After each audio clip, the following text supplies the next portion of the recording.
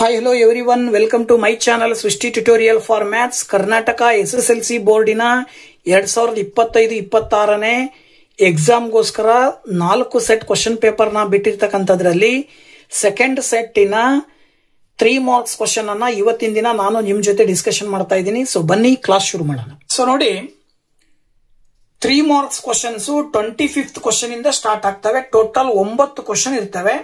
So ಅದರಲ್ಲಿ 25ನೇ question ಅಲ್ಲಿ option ಕೊಟ್ಟಿದ್ದಾರೆ. 2 ಕ್ವೆಶ್ಚನ್ ಗಳಲ್ಲಿ ಯಾವ್ದಾದ್ರು ಒಂದನ್ನ ಸೆಲೆಕ್ಟ್ ಮಾಡಿ ಬರೀಬೇಕು. ಸೊ ಅದರಲ್ಲಿ ಮೊದಲನೇ ಕ್ವೆಶ್ಚನ್ ನೋಡೋದಾದ್ರೆ, in the figure A B and C are the points on O P O Q and O R respectively such that AB is parallel to PQ and AC is parallel to PR. Show that BC is parallel to QR ಅಂತ ಕೇಳಿದ್ದಾರೆ. So ನೋಡಿ, ಇಲ್ಲಿ ಅವರೇ ಹೇಳುವ ಹಾಗೆ ಒಂದು triangle ನಲ್ಲಿ PQ ಗೆ AB ಪ್ಯಾರಲಲ್ ಆಗಿದೆ, ಹಾಗೆ PR ಗೆ AC ಪ್ಯಾರಲಲ್ ಆಗಿದೆ, ದೆನ್ QR ಗೆ BC ಪ್ಯಾರಲಲ್ ಆಗಿರೋ ರೀತಿಯಲ್ಲಿ ಲೈನ್ಸ್ ಅನ್ನ ಜಾಯಿನ್ ಮಾಡಿದ್ದಾರೆ. ಇದರ ಅರ್ಥ ಏನ್ ಹೇಳುತ್ತೆ, according to basic proportionality theorem ಅನ್ನು ನಾವು ಅಪ್ಲೈ ಮಾಡಿದ್ರೆ POQ ಅನ್ನುವಂತ ಟ್ರಯಾಂಗಲ್ ನಲ್ಲಿ, ಅಂದ್ರೆ OPQ ಅನ್ನೋ ಟ್ರಯಾಂಗಲ್ ನಲ್ಲಿ AB ಅನ್ನೋದು PQ ಗೆ ಪ್ಯಾರಲಲ್ ಆಗಿದೆ ಅಂತ ಹೇಳಿದ್ರೆ ಉಳಿದೆರಡು ಸೈಡ್ಸ್ ಏನಾಗಿರ್ತವೆ, ಪ್ರಪೋರ್ಷನೇಟ್ ಆಗಿ ಡಿವೈಡ್ ಆಗಿರ್ತವೆ ಅಂತಕ್ಕಂಥದ್ದು ಬೇಸಿಕ್ ಪ್ರಪೋರ್ಷನಾಲಿಟಿ ಥಿಯರಮ್ ಹೇಳುತ್ತೆ. ಇದ್ರ ಆಧಾರದ ಮೇಲೆ ಏನ್ ಹೇಳ್ಬೋದು ನಾವು ಅಂದ್ರೆ, OA divided by AP is equal to OB divided by BQ ಅಂತ ತಗೊಳ್ಬಹುದು. ಇದನ್ನ ಈಕ್ವೇಶನ್ ನಂಬರ್ 1 ಅಂತ ತಗೊಳ್ಳಿ. ಇನ್ನು ನೆಕ್ಸ್ಟ್ ಈ ಕಡೆ ಟ್ರಯಾಂಗಲ್ OPR, ನೆಕ್ಸ್ಟ್ ಈ ಕಡೆ ಇನ್ನೊಂದು ಟ್ರಯಾಂಗಲ್ ಅನ್ನ ಕನ್ಸಿಡರ್ ಮಾಡಿದ್ರೆ ಆಸ್ ಇಟ್ ಈಸ್ ಇಲ್ಲೂ ಕೂಡ AC is parallel to PR ಆಗಿರೋದ್ರಿಂದ according to basic proportionality theorem ಏನ್ ಹೇಳ್ಬೋದು, OA by AP is equal to OC by CR. ಓಕೆನಾ? ಸೊ ಇದನ್ನ ಈಕ್ವೇಶನ್ ನಂಬರ್ 2 ಅಂತ ತಗೊಳ್ರಿ. ಕಂಪೇರಿಂಗ್ ಈಕ್ವೇಶನ್ ನಂಬರ್ 1 ಅಂಡ್ 2 ಎರಡು ಈಕ್ವೇಶನ್ಸ್ ಅನ್ನ ಕಂಪ್ಯಾರಿಸನ್ ಮಾಡಿದ್ರೆ ನೋಡಿ, ಇಲ್ಲಿ ಲೆಫ್ಟ್ ಸೈಡ್ ಅಲ್ಲಿ OA ಬೈ AP ಇದೆ, ಇಲ್ಲೂ ಕೂಡ OA ಬೈ AP ಇದೆ. ಸೊ ಲೆಫ್ಟ್ ಸೈಡ್ ಅಲ್ಲಿ ಎರಡೂ ಕಡೆ ಈಕ್ವಲ್ ಇದೆ ಅಂತ ಹೇಳಿದ್ರೆ ನೀವೇನ್ ಹೇಳ್ಬೋದು, ಇಲ್ಲಿ ರೈಟ್ ಸೈಡ್ ಅಲ್ಲಿ ಇರುವಂತಹ ಟರ್ಮ್ಸ್ ಈಕ್ವಲ್ ಅಂತ ಹೇಳ್ಬೋದು. ಇದರ ಆಧಾರದ ಮೇಲೆ OB by BQ is equal to OC by CR ಅಂತ ಹೇಳ್ತೀವಿ.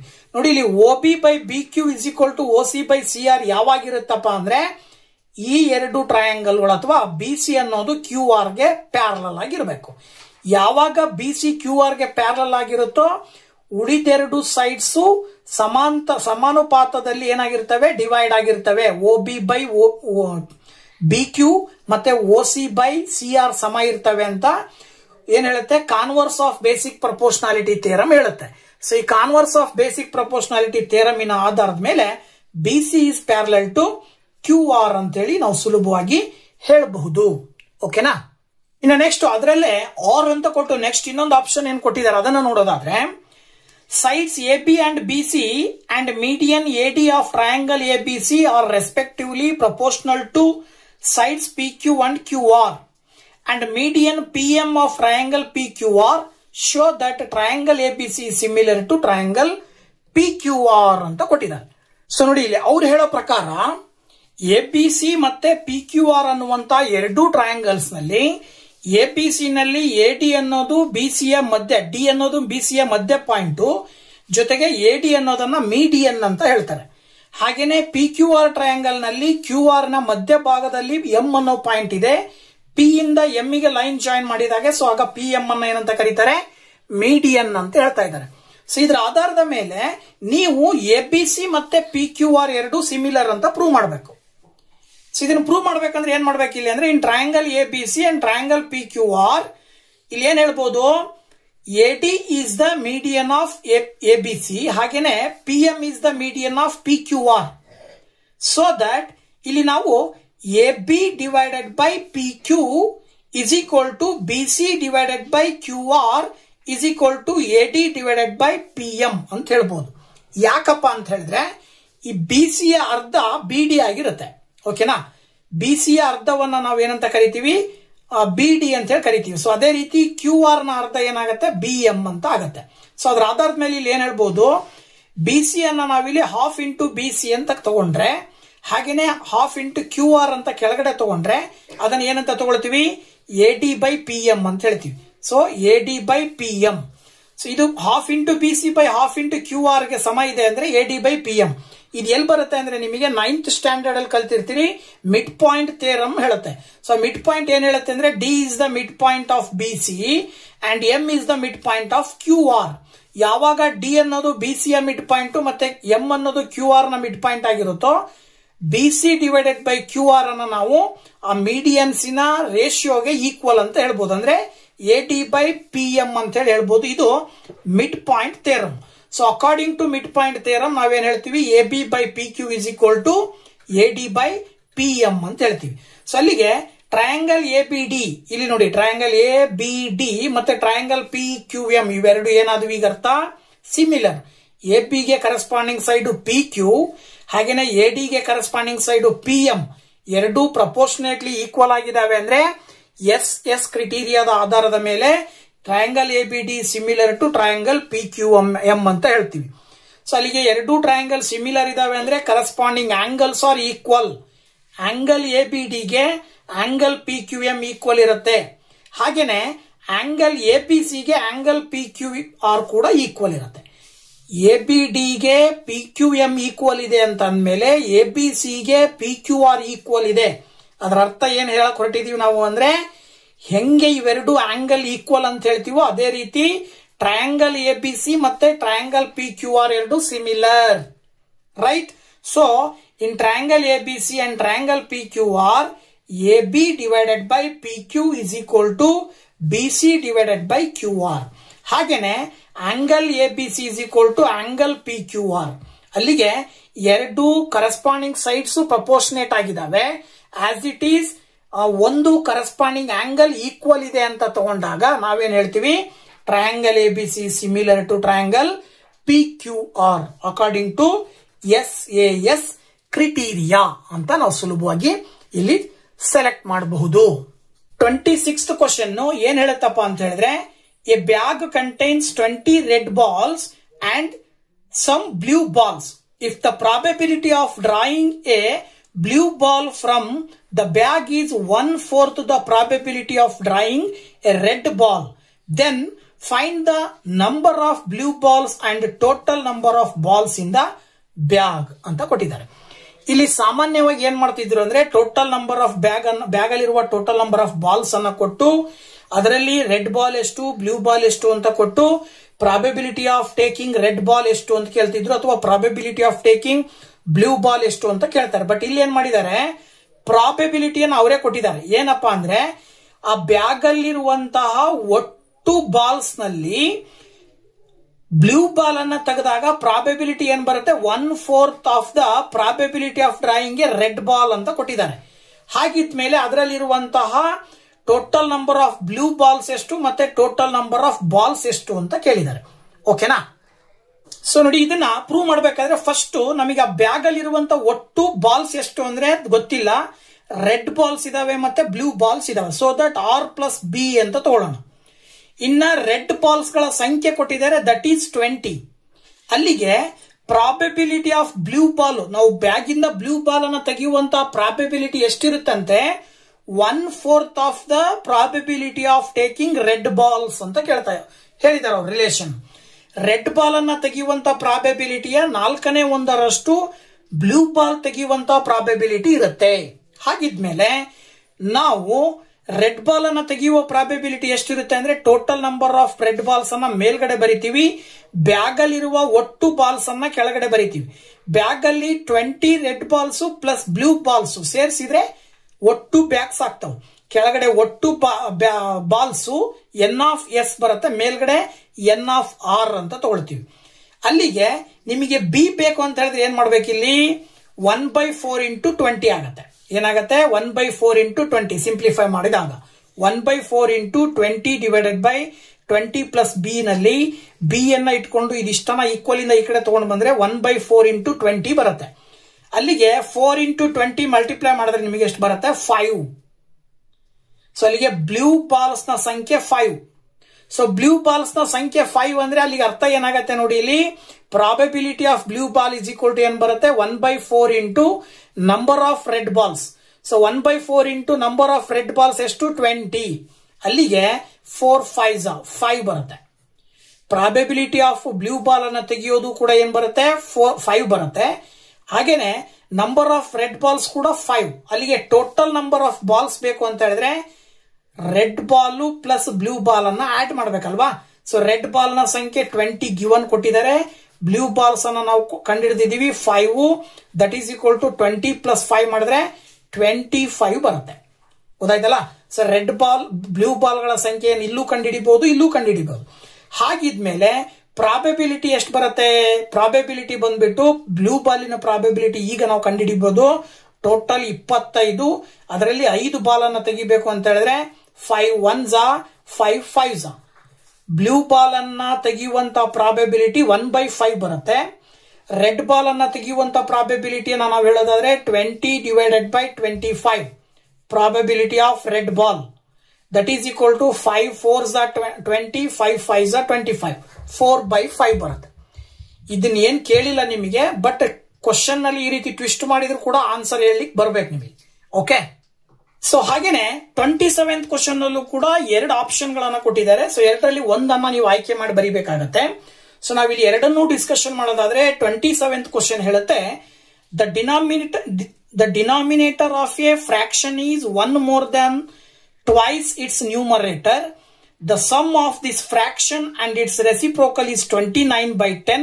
Find the fraction ಅಂತ ಕೇಳಿದ್ದಾರೆ.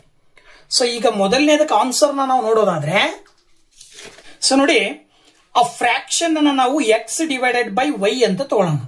ಅವ್ರೇನ್ ಹೇಳ್ತಾರೆ, y ಏನಾಗಿರುತ್ತೆ ಅಂದ್ರೆ x ನ 2ರಷ್ಟಕ್ಕಿಂತ 1 ಜಾಸ್ತಿ ಇರುತ್ತೆ ಅಂತ ಕೊಟ್ಟಿದ್ದಾರೆ.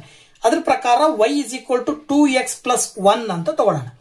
ಹಾಗೇನೆ ಈ x ಡಿವೈಡೆಡ್ ಬೈ 1 y ಅನ್ನುವಂತಹ ಫ್ರಾಕ್ಷನ್ ಇನ ರೆಸಿಪ್ರೋಕಲ್ ಅನ್ನ 2ಅನ್ನ ಕೂಡಿದಾಗ 29/10 ಬರುತ್ತೆ ಅಂತ ಹೇಳ್ತಾ ಇದ್ದಾರೆ. ಅಂದ್ರೆ x divided by y plus y divided by x is equal to 29/10 ಅಂತ ಬರುತ್ತೆ. ಸೊ ಈಗ ನಾವು ಇದನ್ನ ಕ್ರಾಸ್ ಮಲ್ಟಿಪ್ಲಿಕೇಶನ್ ಮಾಡಿದ್ರೆ x into x square, okay, plus y into y square divided by y ಮತ್ತೆ x ನ LCM ಬಂದ್ಬಿಟ್ಟು xy ಬರುತ್ತೆ. That is equal to 29 divided by 10 ಅಂತ ತಗೊಳ್ಬಹುದು. ಈಗ ನೀವಿಲ್ಲಿ ಏನ್ ಮಾಡಿ ಅಂತ ಹೇಳಿದ್ರೆ y ನ ವ್ಯಾಲ್ಯೂ ಏನ್ ಬಂದಿದೆಯಲ್ಲ ಇಲ್ಲಿ, ಈ ವ್ಯಾಲ್ಯೂನ ಇಲ್ಲಿ ಸಬ್ಸ್ಟಿಟ್ಯೂಟ್ ಮಾಡ್ಕೊಂಡ್ರಿ. x square plus 2x plus 1 whole square divided by xy is equal to 29 divided by 10 ಅಂತ ತಗೊಳ್ರಿ. ಓಕೆ. ಸೊ ಈಗ ಏನ್ ಮಾಡಬಹುದು ಇಲ್ಲಿ ಅಂದ್ರೆ, ಇದು a plus B whole square form ಅಲ್ಲಿ ಇದೆ. ಇದನ್ನ a plus B whole square form ಅಲ್ಲಿ ಬರ್ಕೊಂಡ್ರೆ x square plus 2 2s 4x square, then 1 square ಮಾಡಿದ್ರೆ 1 ಬರುತ್ತೆ, ದೆನ್ 2 2s 4x ಬರುತ್ತೆ. Divided by xy is equal to 29 divided by 10 ಅಂತ ತಗೊಳ್ತೀವಿ ನಾವು. ಈಗ ಇದಿಷ್ಟನ್ನ ಕ್ರಾಸ್ ಮಲ್ಟಿಪ್ಲಿಕೇಶನ್ ಮಾಡ್ಕೊಂಡಾಗ ನೋಡಿ ಇಲ್ಲಿ ಏನಾಗತ್ತೆ, x ಸ್ಕ್ವೇರ್ ಪ್ಲಸ್ x ಅನ್ನ ನಾವೇನಂತ ಬರೀಬಹುದು, 4x ಸ್ಕ್ವೇರ್ ಅನ್ನ 5x ಸ್ಕ್ವೇರ್ ಅಂತ ಬರ್ಕೊಳ್ಬಹುದು, ಪ್ಲಸ್ 4x ಪ್ಲಸ್ 1 ಇಂಟು ಈ 10 ಇಂದ ಮಲ್ಟಿಪ್ಲೈ ಮಾಡಬೇಕು. That is equal to xy into 20. ಈಗ ನೆಕ್ಸ್ಟ್ ಸ್ಟೆಪ್ ಬಂದ್ಬಿಟ್ಟು ಏನಾಗುತ್ತೆ ಇಲ್ಲಿ, 5x square plus 4x plus 1 into 10 is equal to ಇಲ್ಲಿ xy ಅಂತ ಹೇಳಿದ್ರೆ x ಇಂಟು y ನ ಬೆಲೆಯನ್ನ ಇಲ್ಲಿ ಸಬ್ಸ್ಟಿಟ್ಯೂಟ್ ಮಾಡಿದ್ರೆ 2x ಪ್ಲಸ್ 1 ಬರುತ್ತೆ ಇಂಟು 20. ಸೊ 10 ಇಂಟು 5 ಮಾಡಿದ್ರೆ 50x ಸ್ಕ್ವೇರ್ ಪ್ಲಸ್ 10 ಇಂಟು 4 ಮಾಡಿದ್ರೆ 40x ಪ್ಲಸ್ 10 ಇಂಟು 1 ಮಾಡಿದ್ರೆ 10.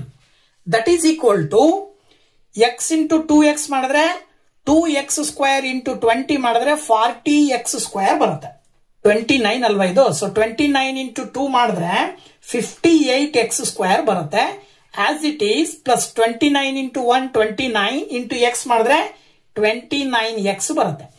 ಈಗ ಇವೆರಡನ್ನ ಲೆಫ್ಟ್ ಸೈಡಿಗೆ ತಗೊಂಡಾಗ 50x square minus 58x square plus 40x minus 29x plus 10 is equal to 0 ಅಂತ ತಗೊಳ್ಬಹುದು ನಾವು. ಓಕೆನಾ. ಈಗ 50x square minus 58x square ಮಾಡಿದ್ರೆ ಮೈನಸ್ 8x ಸ್ಕ್ವೇರ್ ಬರುತ್ತೆ.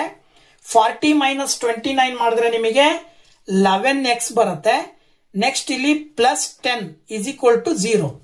ಎಕ್ಸ್ ಸ್ಕ್ವೇರ್ ನ ಕೊಯಿಫಿಸಿಯಂಟ್ ಮೈನಸ್ ಇರೋದ್ರಿಂದ ಇದಿಷ್ಟನ್ನ ಡಿವೈಡೆಡ್ ಬೈ ಮೈನಸ್ ಅಥವಾ ಇಂಟು ಮೈನಸ್ ಮಾಡಿದಾಗ ಇಲ್ಲಿ 8x² ಬರುತ್ತೆ. ಪ್ಲಸ್ ಇದ್ದಿದ್ದು ಮೈನಸ್ 11x ಆಗುತ್ತೆ. ಪ್ಲಸ್ ಇದ್ದಿದ್ದು ಮೈನಸ್ 10 ಆಗುತ್ತೆ. That is equal to 0. ನೀವೀಗ ಇದನ್ನ ಏನ್ ಮಾಡಬೇಕು ಅಂತ ಹೇಳಿದ್ರೆ ಫ್ಯಾಕ್ಟರೈಸೇಷನ್ ಮಾಡಬೇಕು. ಹೆಂಗಪ್ಪ ಫ್ಯಾಕ್ಟರೈಸೇಷನ್ ಮಾಡೋದು? x² ನ ಕೊಯಿಫಿಸಿಯಂಟು ಮತ್ತೆ ಕಾನ್ಸ್ಟೆಂಟ್ ನಂಬರ್ ಅನ್ನ ಮಲ್ಟಿಪ್ಲೈ ಮಾಡಬೇಕು. ಸೊ 8 ಇಂಟು ಮೈನಸ್ 10 ಮಾಡಿದ್ರೆ ಏನ್ ಬರುತ್ತೆ ನಿಮಗೆ? ಮೈನಸ್ 80 ಬರುತ್ತೆ. ಈಗ ಈ ಮೈನಸ್ 80 ಅನ್ನ ಸ್ಪ್ಲಿಟ್ ಮಾಡಿ ಬರ್ಕೊಳ್ಬೇಕು ಎರಡು ಸಂಖ್ಯೆಗಳನ್ನಾಗಿ. ಆ ಎರಡು ಸಂಖ್ಯೆಗಳನ್ನ ಗುಣಾಕಾರ ಮಾಡಿದ್ರೆ ಮೈನಸ್ 80 ಬರಬೇಕು, ಕೂಡಿದ್ರೆ ಅಥವಾ ಕಳೆದ್ರೆ ಮೈನಸ್ 11 ಬರಬೇಕು. ಆ ರೀತಿ ತಗೊಳ್ಳೋದಾದ್ರೆ ಮೈನಸ್ 16 ಮತ್ತೆ ಇನ್ನೊಂದು 5 ಅಂತ ತಗೊಳ್ಬಹುದು. ಸೊ ಮೈನಸ್ 16 ಇಂಟು 5 ಮಾಡಿದ್ರೆ 80 ಬರುತ್ತೆ, ಮೈನಸ್ 80. ಮೈನಸ್ 16 ನಲ್ಲಿ 5 ಕಳೆದ್ರೆ ಮೈನಸ್ 11 ಬರುತ್ತೆ. ಆಗ ನೀವು ಇದನ್ನ ಈ ಕ್ವಾಡ್ರಾಟಿಕ್ ಈಕ್ವೇಶನ್ ಅನ್ನ x² minus 16x minus plus 5x minus 10 is equal to 0 ಅಂತ ತಗೊಳ್ಬಹುದು. ಇವೆರಡು ಟರ್ಮ್ಸ್ ಅನ್ನ ಒಂದು ಗ್ರೂಪ್ ಮಾಡಿ, ಇವೆರಡು ಟರ್ಮ್ಸ್ ಅನ್ನ ಒಂದು ಗ್ರೂಪ್ ಮಾಡಿ. ಸೊ ಈ ಎರಡು ಟರ್ಮ್ಸ್ ಅಲ್ಲೂ 8x ಕಾಮನ್ ಇದೆ, ಸೋ ದಟ್ x ಮೈನಸ್ 2 ಉಳಿತದೆ. ಹಾಗೆ ಆಸ್ ಇಟ್ ಈಸ್ ಇವೆರಡು ಟರ್ಮ್ ಅಲ್ಲೂ 5 ಕಾಮನ್ ಇದೆ, ಸೋ ದಟ್ ಬ್ರಾಕೆಟ್ ಒಳಗಡೆ x ಮೈನಸ್ 2 ಉಳ್ಕೊಳ್ಳುತ್ತೆ. ಇದಿಷ್ಟನ್ನು ಒಂದು ಫ್ಯಾಕ್ಟರ್, ಇದನ್ನೊಂದು ಫ್ಯಾಕ್ಟರ್ ಅಂತ ತಗೊಂಡ್ರೆ ಎರಡು ಫ್ಯಾಕ್ಟರ್ಸ್ ಅಲ್ಲಿ x ಮೈನಸ್ 2 ಕಾಮನ್ ಇದೆ. ಹಾಗೇನೆ 8x plus 5 is equal to 0. ಇದರಲ್ಲಿ 8x ಉಳಿತದೆ, ಇದರಲ್ಲಿ 5 ಉಳಿತದೆ. ಸೊ ನೆಕ್ಸ್ಟ್ ನೀವೇನ್ ಮಾಡಬಹುದಪ್ಪ ಅಂತ ಹೇಳಿದ್ರೆ x minus 2 is equal to 0 ಅಂತ ತಗೊಳ್ರಿ, or 8x plus 5 is equal to 0 ಅಂತ ತಗೊಳ್ರಿ. ಅಲ್ಲಿಗೆ ಮೈನಸ್ 2 ಈಕ್ವಲ್ ಇಂದ ಆ ಕಡೆ ಹೋದ್ರೆ ಪ್ಲಸ್ 2 ಆಯ್ತು. ಆರ್ ಇಲ್ಲಿ ಪ್ಲಸ್ 5 ಆ ಕಡೆ ಹೋದ್ರೆ minus 5, then x is equal to minus 5/8 ಬರುತ್ತೆ. ಈಗ ನಾವು ವ್ಯಾಲ್ಯೂಸ್ ಅನ್ನು ಯಾವಾಗ್ಲೂ ಪಾಸಿಟಿವ್ ಆಗಿ ಹೇಳೋದ್ರಿಂದ x ನ ಬೆಲೆಯನ್ನ ನಾವು 2 ಅಂತ ತಗೊಳ್ತೀವಿ. ಸೊ x ನ ಬೆಲೆ 2 ಬಂತು ಅಂದ್ರೆ y ನ ಬೆಲೆ ಏನ್ ಬರುತ್ತೆ? 2x ಪ್ಲಸ್ 1 ಗೆ ಅಪ್ಲೈ ಮಾಡಬೇಕು. ಇಲ್ಲಿ ತಗೊಂಡಿರೋ ಪ್ರಕಾರ 2 into 2 plus 1 that is equal to 4 plus 1. So that the value of y is 5. So the fraction is, ನೀವು ತಗೊಂಡ ಹಾಗೆ ಫ್ರಾಕ್ಷನ್ ಬಂದ್ಬಿಟ್ಟು ಏನ್ ಬರುತ್ತೆ? x ಬೈ y ಅಂತ ತಗೊಂಡಿದ್ದೀರಿ, ಹಾಗಾಗಿ 2/5 ಅಂತ ಬರೀಬೇಕಾಗತ್ತೆ. ಓಕೆನಾ? ಸೊ 27th ಅಲ್ಲಿ ಆರ್ ಅಂತ ಹೇಳಿ ಮತ್ತೆ ಇನ್ನೊಂದು ಕ್ವಶನ್ ಏನ್ ಹೇಳುತ್ತಪ್ಪ ಅಂತ ಹೇಳಿದ್ರೆ, ಸೊ ಎರಡನೇ ಆಪ್ಷನ್ ಅನ್ನ ನೋಡೋದಾದ್ರೆ, A cottage industry produces A certain number of pottery articles in a day. It was observed on a particular day that the cost of production of each article in rupees was 3 more than twice the numerator of number of articles produced in that day. If the total cost of production on that day was rupees 90, find the number of articles produced and the cost of each article ಅಂತ ಕೊಟ್ಟಿದ್ದಾರೆ. ನೋಡಿ, question ಏನ್ ಹೇಳುತ್ತಪ್ಪ ಅಂತ ಹೇಳಿದ್ರೆ, ಒಂದು cottage industry ಇದೆ. ಆ ಕಾಟೇಜ್ ಇಂಡಸ್ಟ್ರಿನಲ್ಲಿ number of pottery articles in a day, ಒಂದು ದಿನದಲ್ಲಿ ಪ್ರೊಡ್ಯೂಸ್ ಮಾಡುವಂತಹ ಪಾಟರಿ ಆರ್ಟಿಕಲ್ಸ್ ಏನಾಗಿರ್ತವೆ ಅಂತಕ್ಕಂಥದ್ದನ್ನ ನೋಡಿದ್ರೆ, ಆ ಒಂದು ದಿನದಲ್ಲಿ ಪ್ರೊಡ್ಯೂಸ್ ಆಗುವ ಪಾಟರಿ ಆರ್ಟಿಕಲ್ಸ್ ಆ ದಿನದ ಕಾಸ್ಟ್ ಆಫ್ ಪ್ರೊಡಕ್ಷನ್ ಗೆ ಈಚ್ ಆರ್ಟಿಕಲ್ ಗೆ ಸಮ ಇರುತ್ತೆ ಅಂತ ಹೇಳ್ತಾರೆ. ಅಂದ್ರೆ ಈಚ್ ಪಾರ್ಟಿಕಲಿನ ಕಾಸ್ಟ್ ಆಫ್ ಪ್ರೊಡಕ್ಷನ್ ಗೆ 2ಕ್ಕಿಂತ 3 ಜಾಸ್ತಿ ಇರುತ್ತೆ, ಏನೋ ನಂಬರ್ ಆಫ್ ಆರ್ಟಿಕಲ್ಸ್ ಅನ್ನ ಪ್ರೊಡ್ಯೂಸ್ ಮಾಡ್ತಕ್ಕಂಥದ್ದು. ಹಾಗಿದ್ಮೇಲೆ total cost of the production ಬಂದ್ಬಿಟ್ಟು 90 ರೂಪಾಯಿ ಆದ್ರೆ ಆ ದಿನ ಎಷ್ಟು ಆರ್ಟಿಕಲ್ಸ್ ಅನ್ನ ಪ್ರೊಡ್ಯೂಸ್ ಮಾಡ್ತಾರೆ ಮತ್ತೆ ಒಂದು ಆರ್ಟಿಕಲಿನ ಬೆಲೆ ಎಷ್ಟು ಅನ್ನೋದನ್ನ ಕೇಳಿದ್ದಾರೆ. ಸೊ ನೋಡಿ, ಇಲ್ಲಿ ಅವರೇ ಹೇಳೋ ಪ್ರಕಾರ ಅವತ್ತಿನ ದಿನ ಎಷ್ಟು ಆರ್ಟಿಕಲ್ಸ್ ಅನ್ನ ತಯಾರು ಮಾಡ್ತಾರೆ ಅಂತ ಗೊತ್ತಿಲ್ಲ. ಸೊ ಅದನ್ನ ನಾವು ಎಕ್ಸ್ ಅಂತ ತಗೊಳ್ಳೋಣ. ಓಕೆ, ಅಂದ್ರೆ let the number of articles produced in a day is X. And next ಅಲ್ಲಿಗೆ ಆ ಒಂದು ಪ್ರತಿ ಆರ್ಟಿಕಲಿನ ಕಾಸ್ಟ್ ಏನಾಗತ್ತೆ ಅವಾಗ ಅಂದ್ರೆ, ಅವರೇ ಕಂಡೀಷನ್ ಹೇಳೋ ಪ್ರಕಾರ ಅವತ್ತು ಎಷ್ಟು ಆರ್ಟಿಕಲ್ಸ್ ಅನ್ನ ತಯಾರು ಮಾಡ್ತಾರೋ ಅದರ 2ರಷ್ಟಕ್ಕಿಂತ 3 ಜಾಸ್ತಿ ಅಂತ. ಅಂದ್ರೆ the cost of production of each article ಬಂದ್ಬಿಟ್ಟು 2x ಪ್ಲಸ್ 3 ಅಂತ ಆಗುತ್ತೆ. So total cost of production ಕೊಟ್ಟಿದ್ದಾರೆ 90 ರೂಪಾಯಿ. ಸೊ ಇದರ ಆಧಾರದ ಮೇಲೆ ನಾವೇನ್ ತಗೊಳ್ಬಹುದು ಅಂತ ಹೇಳಿದ್ರೆ ಎಕ್ಸ್ ಮತ್ತೆ 2x+3 ಅನ್ನ ಮಲ್ಟಿಪ್ಲೈ ಮಾಡಿದ್ರೆ ಕಾಸ್ಟ್ ಬರುತ್ತೆ. ನಮಗೆ ಗೊತ್ತು, ನಿಮಗೆ ಟೋಟಲ್ ಕಾಸ್ಟ್ ಆಫ್ ಪ್ರೊಡಕ್ಷನ್ ಅಂದ್ರೆ ಏನ್ ಬರುತ್ತೆ, cost of each article into number of articles ಅನ್ನ ಮಲ್ಟಿಪ್ಲೈ ಮಾಡಿದ್ರೆ ಟೋಟಲ್ ಕಾಸ್ಟ್ ಆಫ್ ಪ್ರೊಡಕ್ಷನ್ ಸಿಗುತ್ತೆ. ಸೊ ಅದರ ಆಧಾರದ ಮೇಲೆ x ಇಂಟು 2x+3 = 90 ಅಂತ ತಗೊಳ್ತೀವಿ. ಈಗ ಇದನ್ನ ಮಲ್ಟಿಪ್ಲೈ ಮಾಡಿದ್ರೆ x ಇಂಟು 2x² ಮಾಡಿದ್ರೆ 2x ಮಾಡಿದ್ರೆ 2x² ಬರುತ್ತೆ, x ಇಂಟು 3 ಮಾಡಿದ್ರೆ 3x ಬರುತ್ತೆ, 90 ಈ ಕಡೆ ಬಂದ್ರೆ -90 ಬರುತ್ತೆ, ದಟ್ ಈಸ್ ಈಕ್ವಲ್ ಟು 0. ಈಗ ನಾವು ಹಿಂದಿನ ಲೆಕ್ಕದಲ್ಲಿ ಯಾವ ರೀತಿ ಫ್ಯಾಕ್ಟರೈಸೇಷನ್ ಮಾಡಿದ್ವು ಅದೇ ರೀತಿ ಇಲ್ಲಿ ಮಾಡಬೇಕು.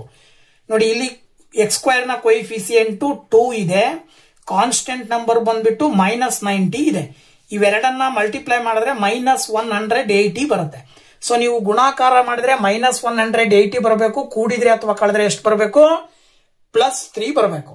ಹಾಗಿದ್ರೆ ಏನ್ ತಗೊಳ್ಬೇಕು ಅಂತ ಹೇಳಿದ್ರೆ ನೀವು 12 ಇಂಟು +15 ಮಾಡಿದ್ರೆ ನಿಮಗೆ ಬರುತ್ತೆ. ಸೊ -12 ಇಂಟು +15 ಮಲ್ಟಿಪ್ಲೈ ಮಾಡಿದ್ರೆ -180 ಬರುತ್ತೆ. 15ರಲ್ಲಿ 12 ಕಳೆದ್ರೆ 3 ಬರುತ್ತೆ. ಸೊ ಇಲ್ಲಿ 2x² -12x ಪ್ಲಸ್ 15x -90 = 0 ಅಂತ ಬರ್ಕೊಳ್ಬಹುದು. ಇವೆರಡನ್ನ ಒಂದ್ ಗ್ರೂಪ್ ಮಾಡ್ರಿ, ಇವೆರಡನ್ನ ಒಂದ್ ಗ್ರೂಪ್ ಮಾಡ್ರಿ, ಇವೆರಡರಲ್ಲೂ 2x ಕಾಮನ್ ಬರುತ್ತಲ್ವಾ. ಸೊ ಇಲ್ಲಿ ಬ್ರಾಕೆಟ್ ಒಳಗಡೆ x ಉಳಿತದೆ, ಇಲ್ಲಿ ಬ್ರಾಕೆಟ್ ಒಳಗಡೆ 6x ಉಳಿತದೆ. ಸಾರಿ, ಬರೀ 6 ಮಾತ್ರ ಉಳಿತದೆ. ಹಾಗೇನೆ ಇವೆರಡರಲ್ಲೂ 15 ಕಾಮನ್ ತೆಗೆದ್ರೆ ಬ್ರಾಕೆಟ್ ಒಳಗಡೆ 6 ಪ್ಲಸ್ ಏನ್ ಬರ್ತದೆ, ಇಲ್ಲಿ ಮೈನಸ್ ಇದೆಯಲ್ವಾ. ಸೊ 6 ಮೈನಸ್ x -6 ಬರುತ್ತೆ. ಆಸ್ ಇಟ್ ಈಸ್ ಇಲ್ಲೂ ಕೂಡ x -6 = 0. ಸೊ ಇದಿಷ್ಟು ಒಂದು ಫ್ಯಾಕ್ಟರ್, ಇದಿಷ್ಟು ಒಂದು ಫ್ಯಾಕ್ಟರ್ ಅಂತ ತಗೊಂಡಾಗ ಇದರಲ್ಲಿ x -6 ಅನ್ನ ಬ್ರಾಕೆಟ್ ಇಂದ ಹೊರಗಡೆ, ಎರಡೂ ಕಡೆ ಕಾಮನ್ ಇರೋದ್ರಿಂದ ಹೊರಗಡೆ ತೆಗೆದ್ರೆ ಇಲ್ಲಿ 2x ಉಳಿತದೆ, ಇಲ್ಲಿ 15 ಉಳಿತದೆ, ದಟ್ ಈಸ್ ಈಕ್ವಲ್ ಟು 0. ಈಗ ನೀವು ಎರಡು ಫ್ಯಾಕ್ಟರ್ಸ್ ಅನ್ನ ಈಕ್ವಲ್ ಟು 0 ಅಂತ ತಗೊಂಡಾಗ ನೋಡಿ, ಇಲ್ಲಿ x -6 = 0 ಇದ್ದಿದ್ದು x = 6 ಆಗುತ್ತೆ. ಆಸ್ ಇಟ್ ಈಸ್ ಈ 2x = -15 ಆಗುತ್ತೆ. ದೆನ್ x = -15/2 ಬರುತ್ತೆ. ಸೊ ಸೇಮ್ ಆವಾಗಲೇ ನಾವು ತಗೊಂಡ ಹಾಗೆ ಪಾಸಿಟಿವ್ ನಂಬರ್ಸ್ ಅನ್ನ ಕನ್ಸಿಡರ್ ಮಾಡಿದ್ರೆ x ನ ಬೆಲೆ 6 ಬರುತ್ತೆ. ಸೊ x ನ ಬೆಲೆ 6 ಬರುತ್ತೆ ಅಂದ್ರೆ ಅದರ ಅರ್ಥ ಅಲ್ಲಿ ಅವತ್ತಿನ ದಿನ ಪ್ರೊಡ್ಯೂಸ್ ಆಗುವಂತ ಆರ್ಟಿಕಲ್ಸ್ ಗಳ ಸಂಖ್ಯೆ 6. Number of articles produced is 6. ಹಾಗಾದ್ರೆ ಕಾಸ್ಟ್ ಆಫ್ ಈಚ್ ಆರ್ಟಿಕಲ್ ಅನ್ನ ನಾವು ಏನಂತ ತಗೊಳ್ತೀವಿ, 2x+3. ಸೊ 2x+3 ಗೆ ವ್ಯಾಲ್ಯೂ ಸಬ್ಸ್ಟಿಟ್ಯೂಟ್ ಮಾಡಿದ್ರೆ 2 6 12 + 3 ದಟ್ ಈಸ್ ಈಕ್ವಲ್ ಟು 15. ಓಕೆನಾ. So number of articles produced 6 ಬಂತು, cost of each article 15 rupees ಅಂತ ಹೇಳಿ ಹೇಳ್ಬೋದು. ಓಕೆನಾ. ಸೊ ಪೇಪರ್ 2 ನ 3 ಮಾರ್ಕ್ಸ್ ಕ್ವಶನ್ ನಲ್ಲಿ ಇನ್ನು ಉಳಿದಿರುವಂತ ಕ್ವಶನ್ಸ್ ಅನ್ನ ನೆಕ್ಸ್ಟ್ ವಿಡಿಯೋದಲ್ಲಿ ಅಪ್ಲೋಡ್ ಮಾಡ್ತೀನಿ. ಇಷ್ಟೋ ತನಕ ವಿಡಿಯೋ ನೋಡಿದ್ದಕ್ಕೆ ತಮ್ಮೆಲ್ಲರಿಗೂ ಕೂಡ ಥ್ಯಾಂಕ್ಸ್ ಹೇಳ್ತಾ, once again thank you very much. Bye bye.